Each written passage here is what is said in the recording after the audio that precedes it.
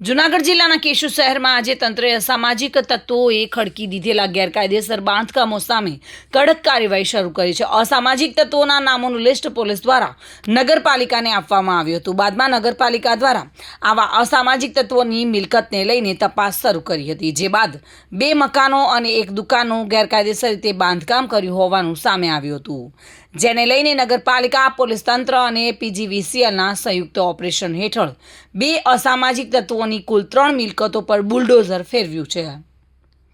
કેશોદ શહેરમાં રહેવાસી સિકંદર આયુષ રફાઈ અને રાજુ ભીમા સિંઘલ નામના 2 ઈસમોએ શહેરી વિસ્તારમાં સરકારી જમીન પર ગેરકાયદેસર રીતે 2 મકાન અને 1 દુકાન ઊભી કરી હતી। આ બાંધકામો માટે કોઈ મંજૂરી કે અધિકૃત દસ્તાવેજો ન હોવાથી તેમને નગરપાલિકા દ્વારા અગાઉ નોટિસ ફટકારવામાં આવી હતી, છતાં તેઓએ કોઈ પ્રતિસાદ આપ્યો નહીં, અને જેના કારણે કેશોદ નગરપાલિકાના ચીફ ઓફિસર મુકેશ વાઘેલા દ્વારા પ્રાપ્ત માહિતી અનુસાર કેશોદ પોલીસ સ્ટેશન દ્વારા શહેરના અસામાજિક તત્વોની યાદી તૈયાર કરીને નગરપાલિકા કચેરીને સોંપવામાં આવી હતી। તત્કાલ પગલાં રૂપે પાલિકા તંત્રએ આ યાદીમાં 2 શખ્સો સિકંદર રફાઈ અને રાજુ સિંઘલ સામે કાર્યવાહી શરૂ કરી હતી।